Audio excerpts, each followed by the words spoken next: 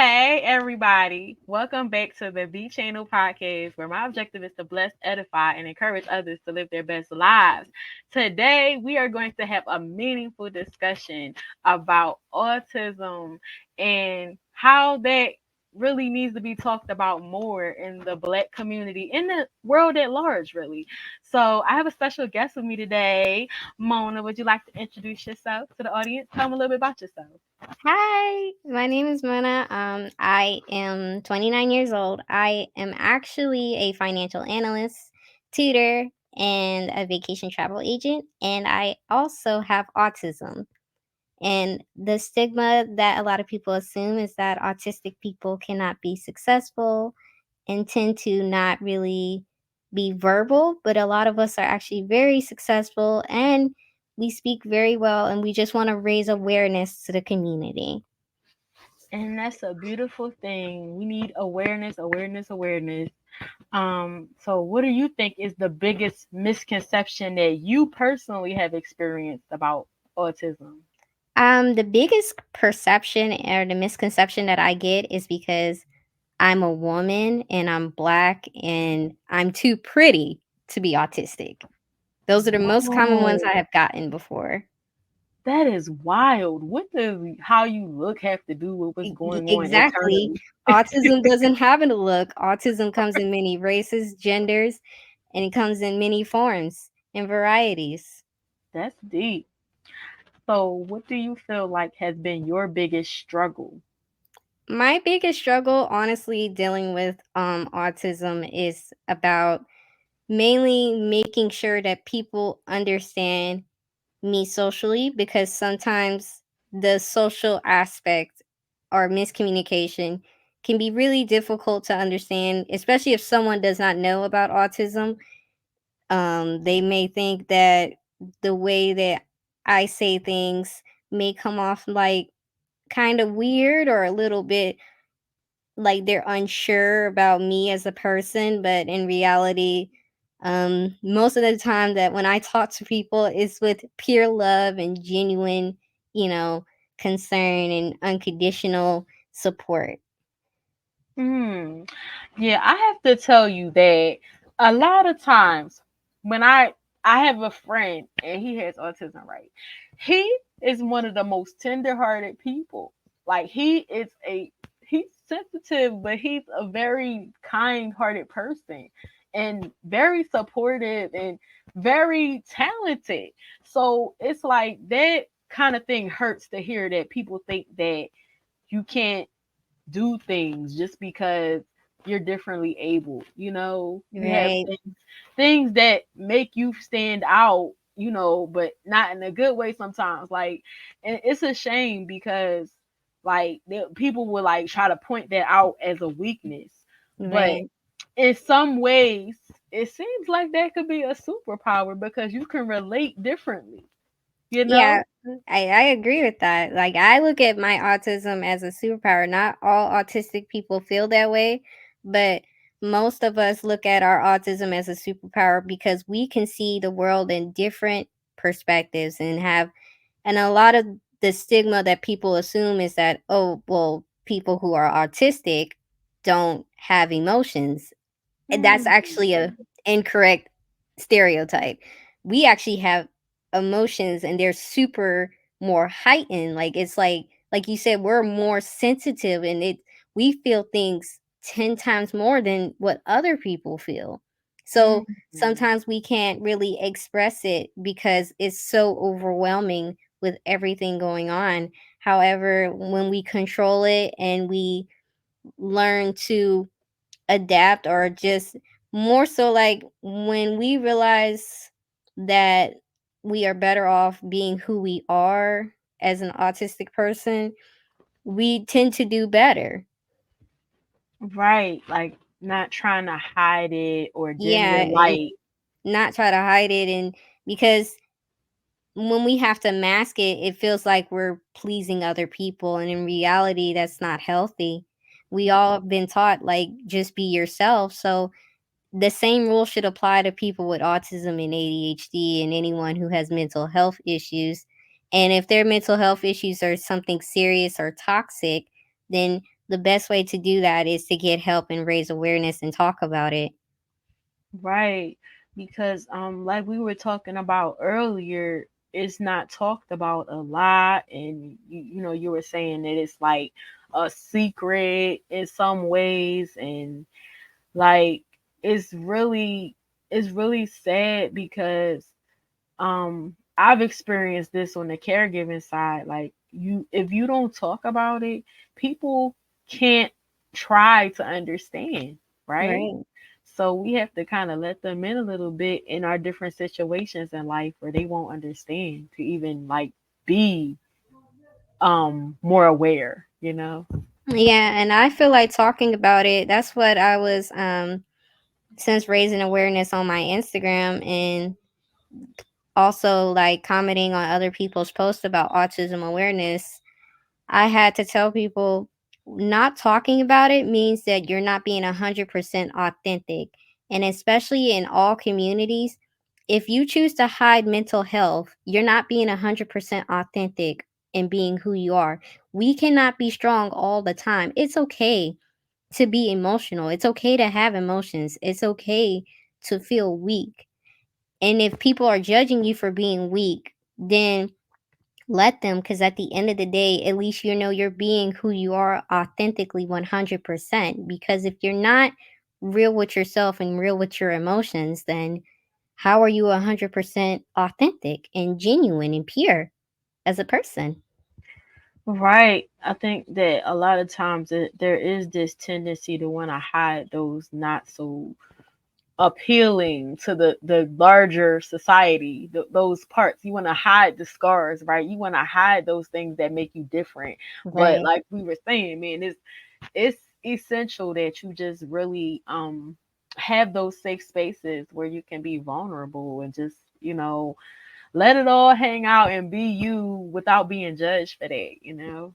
Right. And we do live in a world like, yes, there are going to be people that judge you, but let's be real. Can we all really say that we're like, perfect or strong? Because we all have a moment of weakness and we all have a moment where we hit rock bottom. But if you bring yourself out of that and you work on yourself, then at the end, the journey is going to be worth it because then you realize that you could do it. And that's why I was telling people for the first time ever, I hit my first autistic burnout. And an autistic burnout is where you are socially drained and you're meeting everybody else's social needs but your own. Mm, And I never had one for 29 years until this like late 2023. mm, And I realized I'm pulling my energy back. I'm going to start doing things that make me socially happy because I can't make everybody else socially happy because they have to understand that I'm different socially. So I realized that telling people and sharing my story has been helping a lot of young black autistic women and girls and autistic people in all communities in general. right. It's important to make sure you have those times, like, because it is easy to burn out. It really is, especially because a lot of people think that because I stay to myself, they're like, "Oh, you don't love me. You don't want to talk to me." No, that's not it. It's because I'm taking a break socially because my autism, I'm required to do that. If I don't do that, I'm not taking care of me. If I don't do that, Right. A lot of people don't understand how important that boundaries are. And really, boundaries are about love. Because if I come to you and I'm burned out, I'm drained, I'm empty, how am I going to show up to serve you as my best self? exactly. So it's important to set those boundaries and say, you know what, maybe today I'm not going to get on social, or I'm not going to get on the phone. Maybe I'll just text, or you know, that kind of thing. Right. And then like in most aspects too, with autism and ADHD and neurodiversity, I Mhm. feel like that people, instead of educating their kids, the ones that do not have autism, that hey, all kids are different. They're not going to all be like you. Mhm. They tend to kids with autism tend to get bullied and not make friends easy because they Mm, have a harder time socially and they're wired differently. And I understand that pain growing up, but I just want every person with autism to know that they are loved and they are accepted by their community. And if they don't feel like they're not accepted by anyone, I accept them as they are. And it's okay to be yourself because the right people will come along eventually. And if they right, don't, then just know that you can be okay standing in your power and being who you are. right. That's something that I noticed a lot when I talked to my friend. Is he would express that a lot, that it was hard. It's hard to make friends, or he doesn't feel that support. So it's so vital that you have a community of people who get it, right? Right. That ally thing going on. You need to have that ally, on somebody on your team. Like, I understand, I can relate. So, have you found that community for yourself? Honestly, I'm starting to find that community for myself. It's been a while since I had that. The biggest support that I had though are my brothers, and Aw. I do have one other particular person in mind that gave me that support, but I don't want to like put him out there like that, because I respect his privacy. I respect him as a Aw. person, and he means the world to me. But that's at the end of the day. I did have some people that did support me.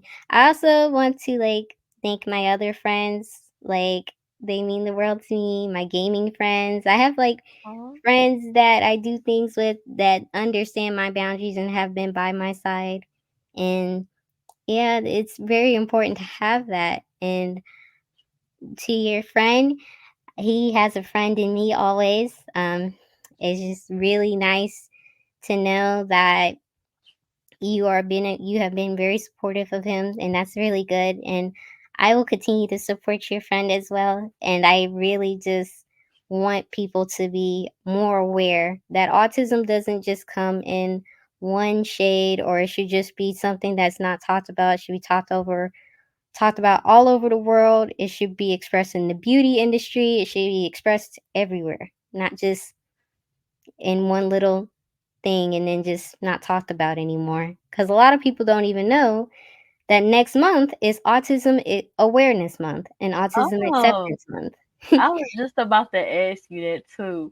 I was thinking that in my head. I was like, wow, that's deep though. So it's like this will be just in time, sis. Oh my goodness. Because when this comes out, I had a different time in mind. And then it was like, you know what? I'm just gonna move this back. And I feel like that is divine. Because Right. I literally said that to myself. I was like, oh, I'm gonna put this in April. Yeah. Oh April is Autism Awareness Month, and April 2nd is Autism Acceptance Day. And that's the day no. that you celebrate the person with autism. And I Wow. never got to celebrate that month. And this is going to be my first year actually celebrating. Wow. Like, when did you first find out that you had autism? I found out, well, my family found out when I got officially diagnosed at 4, but they noticed it before I was 4. They noticed it at the age of 2 that I had it. But And what exactly like pinpointed that you had it? instead of me talking, I would point at things or make noise. I wouldn't even talk.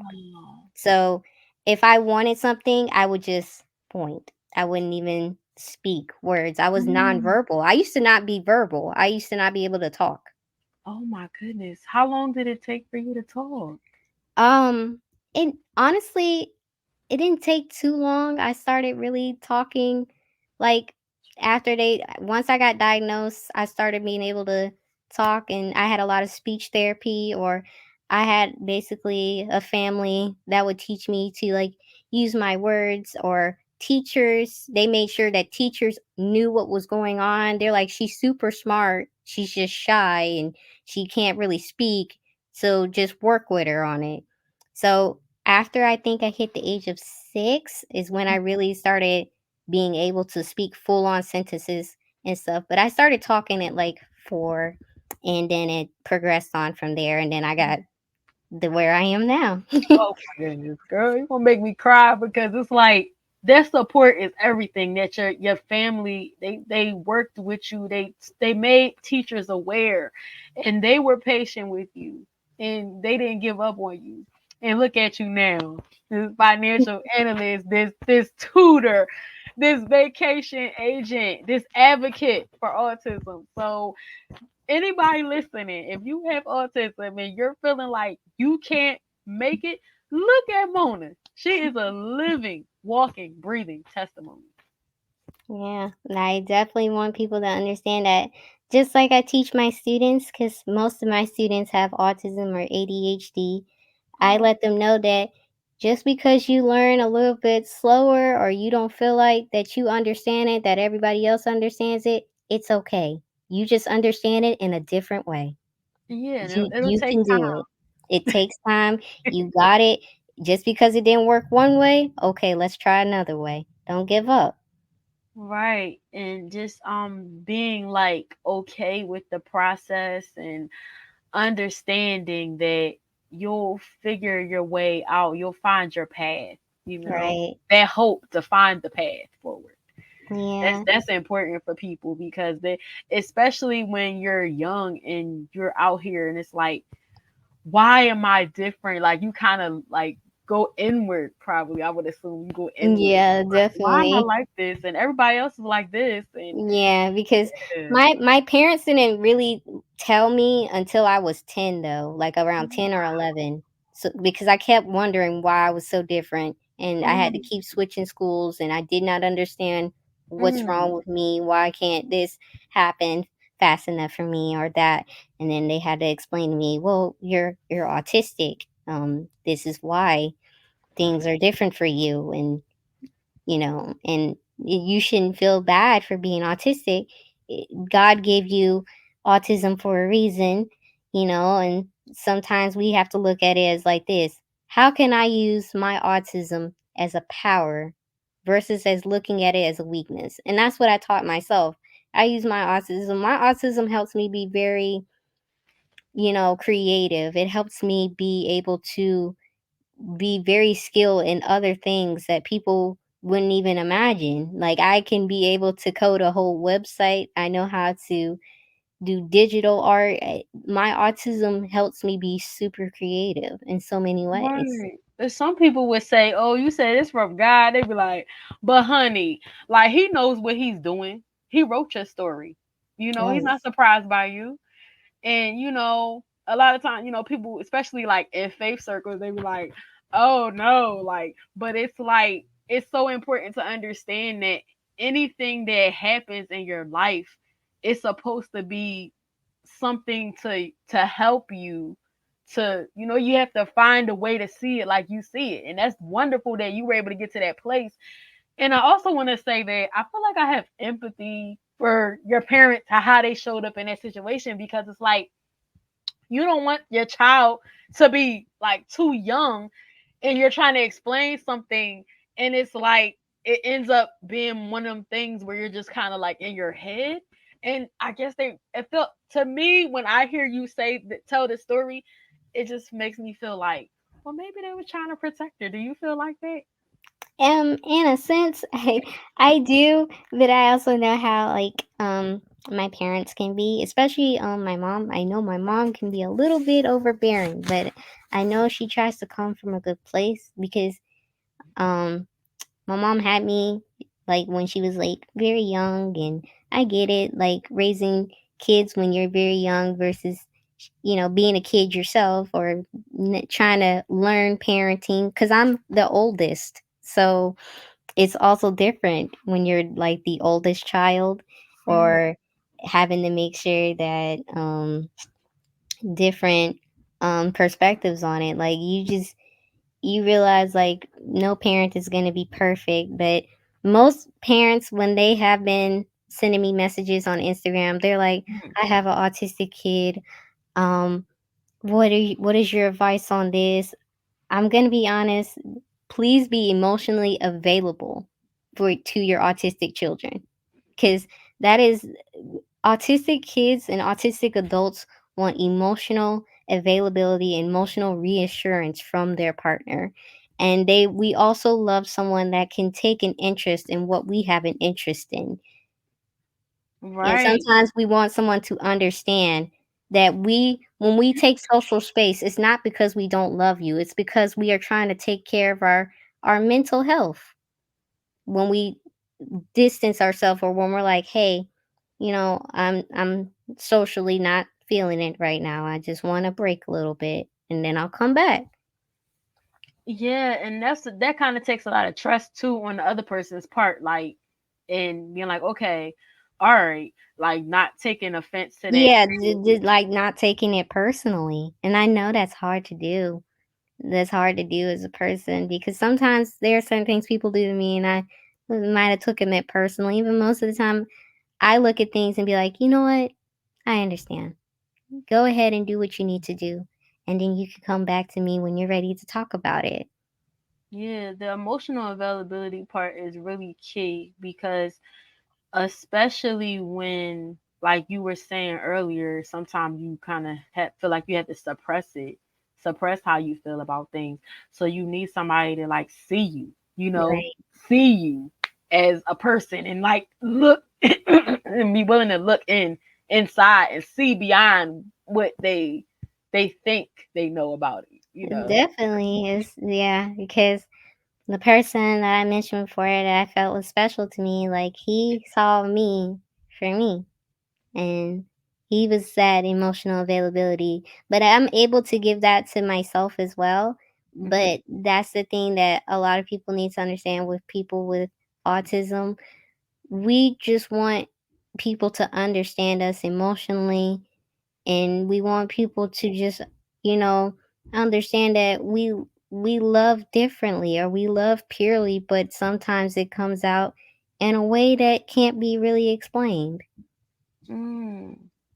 And something too, I feel like having the experience of knowing someone, I just feel like knowing somebody with autism, like the love is, you do feel how pure it is because it's not like it's not like it doesn't seem like there's like a lot of Conditions. effort. Yes, Yeah, it just there's no seems like it's conditions on it. effortless. Like I'm like, you literally just met me and you're like, hey bestie, and I'm like, you just met me. Like, hey sexy, and I'm like, okay, I think I'm gonna need a little bit more Yeah, time to see if you really feel like I'm your bestie. yeah, and a lot I of love people, it. be unsure about that because they've been hurt in the past. We all have things that's hurt us in the past, and a lot of trauma. And I realized that too, that a lot of us don't really let go of our past, even though we say we do. And to autistic people, there's really no gray area. It's kind of black and white. It's either you love me or you don't. Mm. That's where the difference is. As in how people look at it, they're like, well, I can love you, but I can still not love you by putting conditions on you. Autistic people look at it as like, when I love you, I actually mean it, and it's Mm. wholeheartedly unconditional. When an autistic person doesn't love you, they'll let you know, or they'll be like, I don't want to be around this person, or kind of like mask who they are. They won't be themselves, or they'll shut down socially. Wow. So there's like literally like no nuance. Like with other people, you might have that nuance. Like, okay, I might like Like that you, but I fake don't love genuine you. type of, yeah, like it's kind of like a fake genuine thing, and I'm like, I can't do that. I They tell can people pick up. Y'all I can pick up cannot do on that. I can't. I have it. tried. I can't do it. Yeah, it's hard to like fake the funk and things like that sometimes. Like it's one thing to be cordial, but having to go to that next level and like fake the funk, Yeah, like you it's like you care said, about being somebody. cordial is one thing, but to sit there and be like, "Oh, I genuinely care about you."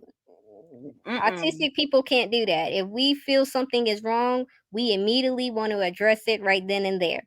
Some people don't want to address it right then and there, and that's where the whole boundaries comes in. Mm, Sometimes we have to take a step back and look and say, okay, well, if they're not ready to address it or if they're not willing to change, what do I need to do differently? mm.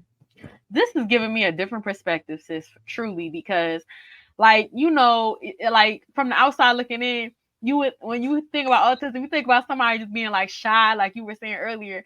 But you stand up for yourself. You are perceptive. You don't take no, mess. So that is a beautiful thing to understand. Like there definitely are all different shapes and sizes. And even though it seems as though y'all don't operate in the nuances, there are nuances between the different types of people that show up as autistic. Right. And it's just the stereotype that most people feel about autistic people is that when it comes to autism, we don't have emotions, Mm, we don't speak, and that we tend to not be able to have empathy. And all of those mm, are not true. There are a oh lot my of us that have goodness. a lot of empathy. There are a lot of us that can speak. And there are also a lot of us that have emotions that other people would not even be able to begin to understand. Or we will teach other people emotions and patience, and they'll be like, wow, I learned something new about myself that I didn't even know. And that's amazing because a lot of times it can be hard when you're on the outside looking in and you're like, okay, how do I navigate this? But to have that humility to say, what can I learn from someone that has autism and not just be like, like, looking at it a different way. So I really respect that. Yeah. So I humility matters. I appreciate that so much. That's why it's like, that's why I tell parents too, the journey is not going to be easy for them. It's not. Like for me, it was not easy. Um, the worst thing that I've ever been told by Mm-hmm. somebody when they found out I had autism, someone literally told me, "I hope your autism kills you," and I'm like, autism can't kill people, but I didn't want to correct them. I was just like, you know Yeah, what? If don't they're gonna dignify say, that, sis. yeah, I was like, if they want to be nasty, they can be nasty. So By I'm gonna themselves. leave it alone. But I have been told things. I've been told I couldn't do certain things. I've been through all of it. But Hmm. I want parents to see that just because your child is this and they're telling you this, don't sit there and always believe that. You can change that. And your Hmm. child can change that once they get to that place where you can teach them to be comfortable in who they are. When they're comfortable with who they are, the world is endless. And there will be some autistic people that may not be able to get there because of the support. There's different support levels. But as long as you make sure that you have that support for them, they will be good and everything will be okay. Right. It's important that you know the parents like try to work with the child so they can have the opportunity to flourish, right? So Right. like Don't limit them, because I feel like um have that emotional, boundary, let them know like, yeah, you may be, cuz they're like, "Well, all of my friends are doing this or all the kids are doing this." That may be true. But right now, maybe it's not in your story to do that right at this second. Maybe God wants you to do it in another way, or maybe you need to learn it differently so you can be at that place. Don't compare yourself to other people. Do what you need to do. right, that's an important lesson because I know that when people are different, it's like you were saying, it's a stigma, and they come. It's automatically the default is to compare yourself to other people, but God didn't make you like them, and He made you like you are for a reason, like you were saying. So it's like up to you and your community to rally around you to show you, how to harness it and see it as a superpower of sorts. Right. And always also, I know for some parents, I'm just gonna say this too.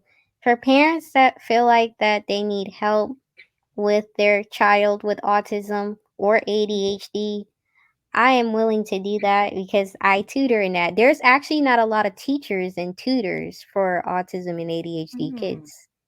wow, that's really something. Like you would think there would be more because it's a prevalent thing, you know? Yeah, they most of the time the education system tends to, because they don't do so well, they tend to put them on the back burner and focus on the Mm, kids that do well. And the kids with autism and ADHD, just because they can't learn it like everybody else, they don't want to. You have to. I try to be very versatile with my students, which means I teach them in more than one way. If I teach them the first way and they don't understand it, I'm like, okay, let me show you in a different way. So then I mhm, show them another way, and then they like that way. I'm like, mm, okay, if that way gets you the correct answer and you can do it that way, do it. Most education systems are like, well, no, we're only going to teach this way and that's it. You can't do right. that because not all kids learn the same. Hmm. So that's really a disservice, and it's really to me you're leaving untapped potential on the table. You never know what that child can be with a little love and nurturing and patience. Right. So that's a shame, and I really do hope that that changes in the future. I hope so too. Like that's why I said, and I'm willing to help parents who have kids with autism in school or ADHD. I don't want no kid to feel like that they can't do it, because they can and they are capable, and I feel like that I will put that work in to make sure they get where they need to, because their future should matter to us, because at the end of the day, we want to be able to have a healthier generation of healthy relationships and no Mhm. toxic relationships, and being able to be who they are, because a lot of us are still trying to figure out who we are. Right. So I want to transition, and you were mentioning this earlier about neurodiversity. What does it mean to be neurodivergent? So with neurodiversion, that means you are anywhere from autism, ADHD, and a couple other mental disorders falls in that category, which means that your brain is wired differently, whether it's socially or if it deals with being able to focus. So Mhm. your brain is just different than other people's brains. So it Mhm. means, like, for example, when you have autism, you're wired different socially. Sometimes you're Mhm. more sensitive to light. Sometimes you're, and it's not just a social thing for autism. It's also Mhm. like, for example, with me, I don't like loud noises. So sometimes I will tend to wear headphones a lot. Mhm. And there are other aspects to where um I don't like loud noises, but I can listen to my music all the way up and it'll be like loud. It's like, it's weird. It's a noise thing. But because my brain is so used to loud music, I can listen to that. But if I was to hear a fire alarm or something Mhm. go off, I would immediately feel anxiety or just be like, I don't like this noise. It's too much noise. I'm Mhm. gonna go away from that. So Right. this that it's a lot of things. There's some kids that they're very social, and then there are some kids that are very not really social Mhm. or in the middle. It's a variety of things that play into autism. Eye contact's another one. I know some of my students who, when they don't look at me, they hear me better because they're not Mm. looking at me, or they respond better when they don't look at somebody. Mm. That's Because a interesting. lot of people's like, "Oh, they're not looking at me, they're being weird." No, sometimes they don't look at you because they hear you better and it calms their brain down. Mm. Too much visual stimulation. Right. Mm. And a lot That's of people deep. don't realize that. Yeah, that's deep because I don't know if you heard of Morgan Harper Nichols, but she's this artist and she is amazing. I love her work and the things that she posts on Instagram. And I think she was talking about that one time about how senses is something that kind of plays into it. Or I think she was writing about it in her bio. How you can be sensitive as far as your senses when it comes to being autistic and have ADHD because that's what she has. Um and she's someone that I feel like she's an advocate in that way, and Yeah. also a trailblazer. And I just feel like just all around, like she's so successful. And so it really shows you, like when you really stop to pay attention, there are people doing it. Okay, there are some examples out here. And also I love that I've noticed on Hallmark over the last couple of years, they've made an effort to do like at least two movies where like a child, like they had a character that was autistic, and there was an older child in one of them, then there was a younger child in another one. So I was like, okay, I feel like that's beautiful. I always get excited when I see that. I get excited too when I see stuff like that. I'm hoping that they make more like books that deal with kids with autism. I'm hoping that they will eventually start making a TV show where the autistic character is the main character and has their own, especially for our community, because believe it or not, autism is actually very high in the Black community, Mm. and a You lot know of what? people don't notice that. I feel like I heard of a show, like it was on HBO or somewhere, and they were talking about it was like it's like a group of people, and I feel like it was about autism, like everybody involved had autism, but I am not certain of the title, but I've heard of that recently. I know this one recent show they have. I think it's on Netflix, the Love on the Spectrum thing, where I they get think that might have been it. I don't know. I uh, don't know. yeah, it's but Was it a it's sitcom or a drama?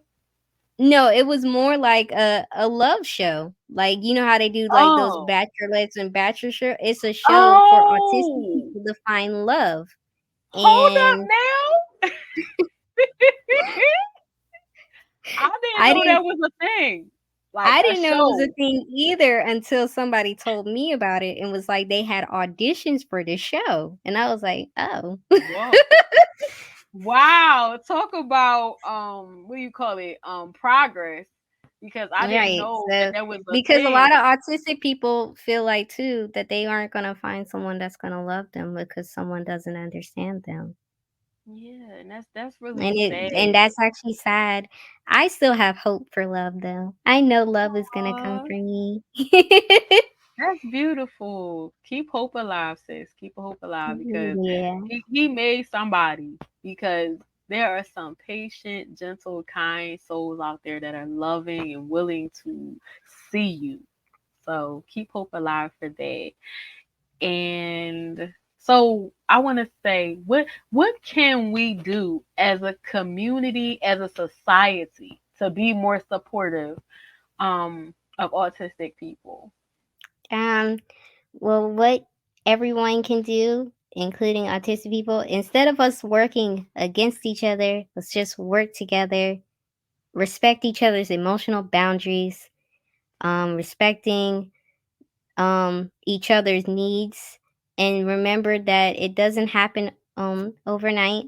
And autistic people tend to be want to be alone more, Mhm. and it's not because we don't want to not be around you. It's because we tend to love our alone time more, or we just feel like that, you know, just reassure us that you're not perceiving us in a bad light. And even if Mm. you feel like we're doing something wrong, come with it with unconditional love, support, and no toxic energy or like toxic relationship Mm. values. Come at it with a more peaceful and positive, healthy relationship values. And if you got to get therapy involved, maybe, or just seek advice from people with autism as well, because sometimes, as parents or as people who are friends with people with autism, you may not have all the answers, or you may be like, well, I don't know how to do that. So you can also get someone with autism and listen to their perspective and be like, well, did you maybe they're feeling this way because of this? Most of the time, autistic people, we're all different, but a lot of us tend to understand. each other in a way where we're like, okay, this is where this is coming into effect. Try to work this way. And I just feel like that we all just need to work together. That is the main goal here. Mm. So do you feel like when you talk to another autistic person, y'all kind of have like a language, like an understanding? We have an understanding as far as like you know, wanting our moments to take a social break and Hmm. not take it personally. Right. Because a lot of people take things personally like that, or they feel like that we're not trying to love them, or that we Hmm. um don't accept them as they are, or it tends to be a negative experience. But a lot of autistic people, we tend to understand that social break, or Hmm. being like, feeling like, okay, they're not able to process what I just said. Let me give them a minute to process it first. Mm. So just in closing, if you could plant a seed for the listeners, if there was one thing that you want people to take away from this whole conversation, if there was one thing that they should hold on to in their hearts, their minds, their spirits about autism, what would that be? That autism should be expressed in all communities, and that autism should be expressed in every industry and talked about everywhere. And we should also be able to learn to make people realize that all people come in different ways.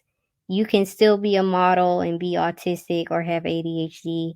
You can still be a business owner and have autism. You can still be um a fashion designer and have autism. You can be a lot. It should be way more representation and more conversations. That's the main thing I would say. Hmm. That's really deep though, because a lot of people are thinking they can't be. And you know what though, also I want to say that it's important to, when you're talking to somebody too, to not feel like, I'm learning that you can, people can, like people with autism can take more than you think. You don't have to be like fragile. Like you could tell them something, like be honest, but do Right? it in a gentle way. And Yeah. just encourage, but also kind of break into that narrative sometimes. Like nobody supports me. I'm supporting you. I'm here. You know, just kind of Yeah. like you said, reassure. So that's what I'm learning too. Like I don't have to handle nobody with kid gloves. I don't have to, you know, so that's really been enlightening, and I think that more people should have friends that are autistic and try to really just be somebody's friend. Don't feel like you only can be over here in your circle. Step out Right. of your circle a little bit and just like get to know different kinds of people. Exactly. And believe it or not, as out of all of my friends, they told me I'm like one of the most sweetest and realest person they know. Oh. And See, I they missing out. that's So, are there any projects that you are working on? there are a couple of projects I'm working on. I'm currently working on this project to help people with mental health have like Mhm, a self-care retreat. mhm, Hopefully I'm going to do that with the vacation business that I have on the side, the travel agent. And then I also have a project where I'm going to be speaking up about more autism awareness and also giving advice to parents, friends, families, anybody that really needs it, especially if they have an autistic loved one. And just overall, I'm going to make sure that our generation has a healthier goal when it comes to education and just our mental health in general. and that's a beautiful thing. Being an advocate, keep shining, keep speaking up, be the voice for the voiceless. That's all admirable. I'm really happy about that. Yeah, so tell the people, how can they connect with you? You guys can connect with me through Instagram. And you guys can also connect with me through TikTok. And if you want to connect with me in any other ways, you guys can just DM me and I'll answer you. Alrighty then, all of your information will be below. So make sure y'all go to the description wherever you're listening or watching and get all the tea on Mona. And thank you so much for joining me today. Thank you for having me. I'm so grateful. Oh, you're welcome. So everybody, thank y'all so much for tuning in. Make sure that if you want more content like this, you follow me at B Channel 27 on all social platforms. Make sure you leave a comment, a review, a rating, and just let me know what y'all think about this. And thank y'all so much once again. And peace and blessings until next time.